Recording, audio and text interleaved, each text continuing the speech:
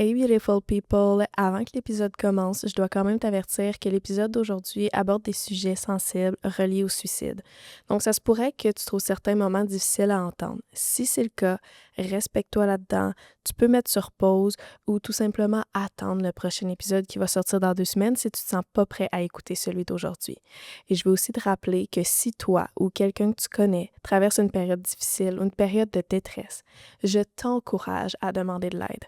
Au Québec, tu peux contacter le 988 qui est une ligne sans frais, disponible 24 heures sur 24, où tu peux garder l'anonymat, parler et demander de l'aide sans avoir peur de te faire juger. Sur ce, je te souhaite un bon épisode où je te dis à dans 2 semaines.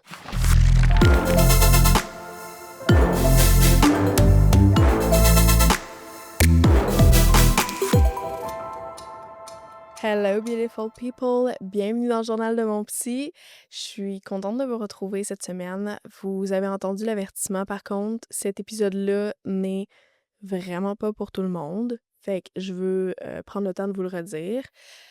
Pour les personnes qui écoutent cet épisode comme étant leur tout premier épisode dans le journal de mon psy et qui ne savent pas qui je suis, eh bien moi c'est Sarah Roussel, je suis podcasteuse, j'anime un podcast qui s'appelle Femmes d'influence où à chaque semaine je reçois des invités et eux avec lesquels on parle de toutes sortes de sujets.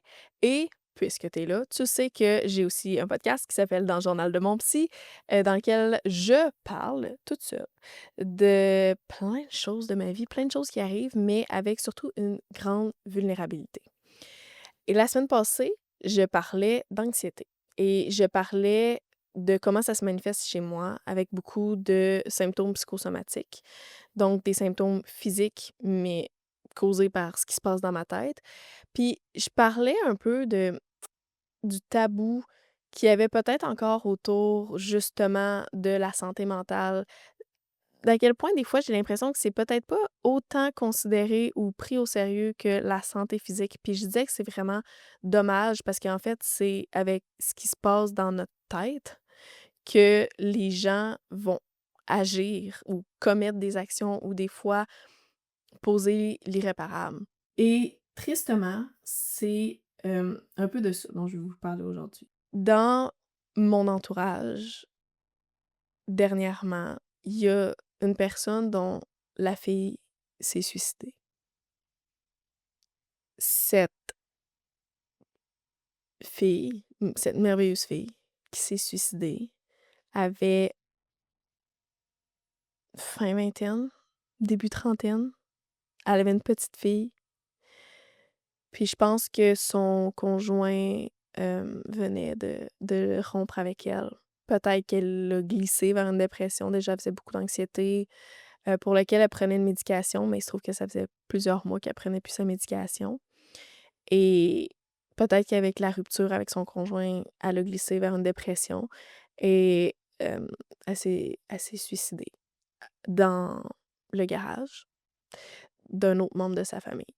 Et c'est la personne chez qui elle habitait qui l'a retrouvée. C'est une situation terrible pour plein de raisons. J'ai envie de dire d'abord pour cette personne-là, qui avait une souffrance tellement énorme qu'elle s'est dit que ça allait être plus facile de mettre fin à ses jours que de continuer de vivre avec cette souffrance-là. C'est une situation terrible pour sa fille, qui est maintenant orpheline, qui a plus de mère. Et c'est une situation terrible pour les membres de la famille qui restent avec, avec des questions, tellement de questions auxquelles ils n'auront jamais de réponse complète. Parce que la seule personne qui aurait pu leur en fournir a décidé de s'enlever la vie. Puis c'est naturellement une situation terrible pour la personne qui l'a retrouvée pendue dans son garage. Cette personne-là qui doit tellement, tellement se demander « et si? Et si ce matin-là, je m'étais levée plus tôt? Peut-être que je l'aurais empêché. Et si ce matin-là, je m'étais pas recouchée, puis que je m'étais levée, je serais peut-être arrivée à temps, je serais peut-être arrivée plus tôt, puis peut-être qu'il aurait pas été trop tard. » Puis c'est toujours ça qui reste après aux gens dans la famille. Des questions sans réponse. Sûrement beaucoup de colère aussi. Hem, Sûrement de la colère peut-être envers la personne, de pas leur avoir parlé, de pas leur avoir demandé d'aide. Peut-être de la colère contre eux-mêmes. Peut-être qu'ils sont en colère contre eux-mêmes d'avoir rien vu, de pas avoir pu aider la personne. Peut-être qu'avec colère, ils se demandent comment ça se fait que j'ai rien vu. Puis c'est vraiment ça qui m'a le plus marqué. Puis c'est ça qui a amené l'épisode d'aujourd'hui. Cette personne dans mon entourage dont la fille s'est suicidée travaille en relation d'aide. Elle m'a dit: «C'est ça mon travail, moi, dans la vie. Travailler en relation d'aide, aider les gens quand leur santé mentale vacille et ne va pas bien. Comment ça se fait que moi, j'ai rien vu?» Puis cette question-là, elle est tout à fait légitime. Peut-être aussi que cette question-là, comme j'ai dit, sert un peu à se taper sur la tête. Peut-être parce qu'on est en colère contre nous. Voyons, comment ça se fait que j'ai pas vu? Peut-être que c'est une question qui émerge de culpabilité aussi. Peut-être qu'on se sent coupable. Peut-être qu'on se sent coupable face à la personne, que quand elle était devant nous, elle se sentait mal, elle était en souffrance, elle était pas bien, alors que nous, on n'était pas dans cette situation-là, nous, ça allait bien. Peut-être qu'on se sent coupable de pas avoir aidé cette personne-là parce qu'on se dit qu'on aurait pu si on avait su. Mais c'est ça l'affaire, tu le savais pas. Puis c'est pas que tu le savais pas parce que t'as fermé les yeux puis t'as pas voulu le voir. Tu le savais pas parce que cette personne-là ne te l'a pas montré. Cette personne-là s'est refusée de te faire voir ou savoir qu'elle n'allait pas bien. Parce que c'est difficile de montrer sa vulnérabilité. C'est difficile de s'ouvrir à des gens. Puis on en a parlé, ça, dans d'autres épisodes du podcast. Puis c'est le point aussi du podcast dans le Journal de mon psy, d'en parler de la vulnérabilité, d'apprendre à être à l'aise, à ce que ce soit moins tabou d'en parler de la vulnérabilité, puis d'accepter de voir aussi la vulnérabilité des autres. Mais c'est ça le point que je veux amener. C'est difficile d'être vulnérable, puis quand on prend la décision qu'on montrera pas aux gens à quel point ça va pas bien, ben, on est bon là-dedans. Je veux dire, les gens sont extrêmement bons pour cacher ce qu'ils veulent pas que les gens voient. Et ça, sur ça, je sais de quoi je parle. Ça m'est arrivé il y a quelques années de traverser une période tellement difficile dans ma vie. Puis j'en ai pas parlé à personne. J'en ai parlé à ma psy, parce que heureusement, j'avais un psychologue que je voyais encore régulièrement, que je vois toujours régulièrement, mais j'en ai parlé à personne. Personne aurait pu dire: «Sarah ne va pas bien». Mon mari, Félix, avec qui j'habitais à l'époque dans 471 pieds carrés, H24, parce qu'on était tous les 2 en télétravail, a rien vu. Pas parce qu'il était pas attentif ou pas parce que, genre, il est aveugle ou non, mais parce que j'avais décidé que personne le verrait. Fait que je peux même pas dire genre: «Voyons, les gens auraient dû voir, ils auraient dû se rendre compte». Non, parce que j'ai vraiment tout fait pour que les gens se rendent compte de rien. Des années plus tard, on en a reparlé, Félix et moi, de cette période-là, puis là, je lui ai exposé à quel point j'étais mal, puis ce que c comment ce que j'ai vécu à cette période-là, à travers quoi je suis passée. Puis il était vraiment sous le choc, puis encore plus sous le choc de pas s'en être rendu compte. Je peux pas honnêtement prétendre que je sais ce que c'est d'avoir quelqu'un proche de moi qui s'enlève la vie. Ça m'est jamais arrivé.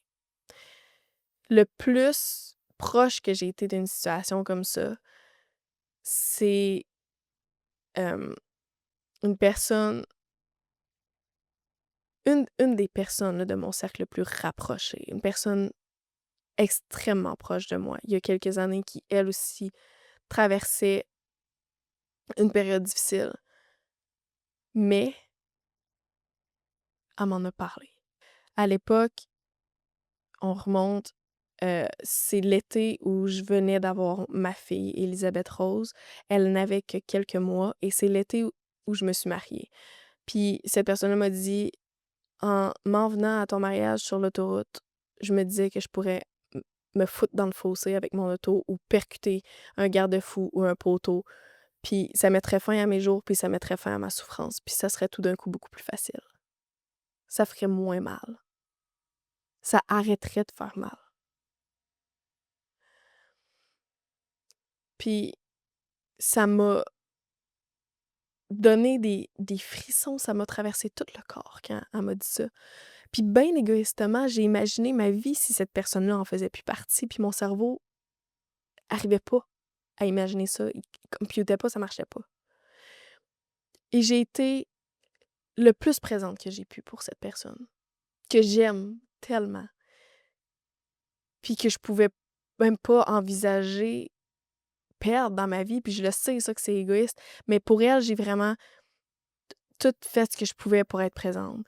Puis des fois, ça arrivait qu'elle me textait, puis qu'elle me disait: «J'ai eu une mauvaise journée».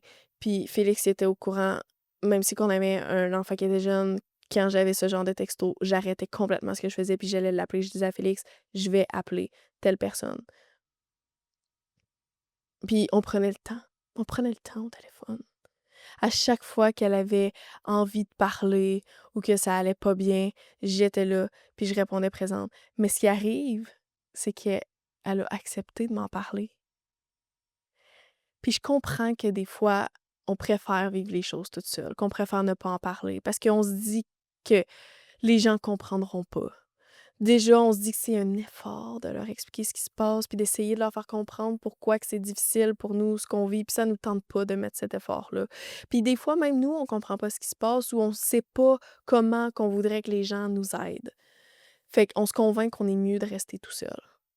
Mais ce qui arrive, c'est que l'isolement est un des facteurs qui contribue le plus à la détérioration de notre situation mentale. Fait que pensant qu'on fait ce qui est le mieux pour nous, on se trouve à faire quelque chose qui va empirer la situation. L'entourage, on le sait, est extrêmement important, surtout en période de détresse, surtout en période de détresse psychologique. Puis là, je parle d'une personne qui se sent tellement mal que peut-être elle pense mettre fin à ses jours, puis l'entourage va être important pour elle, mais dans n'importe quelle situation difficile, parce que ça se peut que ta situation difficile, ce soit qu'une personne proche de toi vienne de mettre fin à ses jours. Puis là, c'est une situation qui est dure à traverser pour toi. Puis tu vas peut-être chercher à t'isoler pour passer à travers tout ça. Je te parle pas de t'isoler là, quelques jours ou quelques semaines, le temps de essayer de juste encaisser le choc. Mais je le répète vraiment, je pense que l'isolement social à long terme, ça va pas nécessairement faire quelque chose de beau. Mais ce qui arrive, c'est que l'entourage à qui tu peux parler d'une situation comme ça, ben, tu peux le choisir. Tu peux choisir à qui tu vas parler de ça. Mais encore faut-il accepter de s'ouvrir. Et tu ne peux rien faire face à quelqu'un qui te laisse pas entrer. Parce que plus tu vas pousser, moins cette personne-là va te laisser entrer. Parce que justement, elle se sent pas respectée dans sa limite ou dans son intimité. Elle se sent complètement à l'opposé du safe space dans lequel elle doit se sentir pour s'ouvrir. Fait que des fois, plus tu pousses, moins tu peux entrer. Ce qui fait que tu es dans une situation délicate entre je veux être là pour la personne, je vois qu'il se passe quelque chose, si tu vois qu'il se passe quelque chose ou si tu sens qu'il se passe quelque chose, et cette personne-là me laisse pas entrer. Ce qui fait que quand il se produit un drame comme un suicide, la seule chose qui te reste, c'est des questions. Et si? Comment ça se fait que j'ai rien vu? Je peux pas prétendre que j'ai déjà eu des idées noires. Fait que je me sentirais vraiment hypocrite de dire aux gens qui ont des idées noires que la vie est belle, puis qu'il y a du beau partout. Puis de toute façon, je pense pas que c'est ça que ces gens-là ont besoin d'entendre. C'est ce que je pense, sincèrement, qu'il y a du beau partout. Oui, peut-être que des fois, ça demande plus d'efforts pour le voir. Mais je pense que malgré tout, il y en a du beau si on se décolle de ce qui nous fait croire qu'il y en a pas. Mais pour ceux qui restent après un drame comme ça, avec toutes les questions, puis les comment ça se fait que j'ai rien vu, ben t'as rien vu parce que la personne t'a pas laissé entrer. C'est pour ça que t'as rien vu. Son choix était fait. Cette personne-là a choisi que tu ne verrais rien. Puis pour ça, je suis vraiment désolée. Et je pense que c'est aussi pour ça que c'est d'autant plus important de travailler collectivement, socialement, pour montrer, pour qu'on se dise que c'est OK de la montrer, notre vulnérabilité. Puis qu'on accepte de voir la vulnérabilité des autres, même ce qui est pas beau, même ce qui est cru des fois, pas juste la vulnérabilité qu'on accepte de voir ou avec laquelle on est à l'aise, même ce qui dérange. Parce qu'on vit toutes des affaires, tous et toutes, on vit tous des affaires difficiles à tous les jours. C'est pas que t'es pas le seul à vivre ça, c'est que tout le monde vit ou peut vivre ça à un moment ou à un autre. Fait que oui, c'est difficile, oui, c'est challengeant de parler de notre vulnérabilité, surtout quand c'est pas bien accepté comme ça, mais je pense que ça pourrait tellement aider. Tellement aider. Je vais juste finir l'épisode sur ces réflexions-là, puis je te laisse aussi avec tes réflexions. Je sais que c'était vraiment pas un épisode évident. Parce que si tu l'as écouté jusque-là, puis qu'il y a des choses que tu veux partager, s'il y a quelque chose que tu veux take off your chest parce que tu as peut-être vécu une situation difficile, peu importe la situation, ou si tu as envie de partager une quelconque forme de vulnérabilité, ou juste un petit quelque chose, c'est vraiment pas obligé d'être gros. Mais s'il y a une quelconque réflexion que tu as envie de partager, s'il te plaît, fais-le. Puis nous, on se revoit dans 2 semaines. Merci d'avoir écouté ce qui se passe dans le journal de mon psy. Si l'épisode te fait réfléchir ou juste te fait du bien, laisse un petit like. Puis si tu connais quelqu'un que ça pourrait aider, partage-lui l'épisode. Si tu as envie de réagir ou d'ajouter quelque chose, laisse un commentaire. J'ai hâte de te lire et de continuer la discussion avec toi. Puis si toi aussi, tu as envie d'arrêter de faire semblant que tout va bien quand à l'intérieur, c'est pas vraiment le cas, abonne-toi sur YouTube ou Spotify pour qu'on continue le chemin ensemble. Puis pour les coulisses, suis-moi sur Instagram et TikTok parce que c'est là que ça se passe. À bientôt, beautiful people.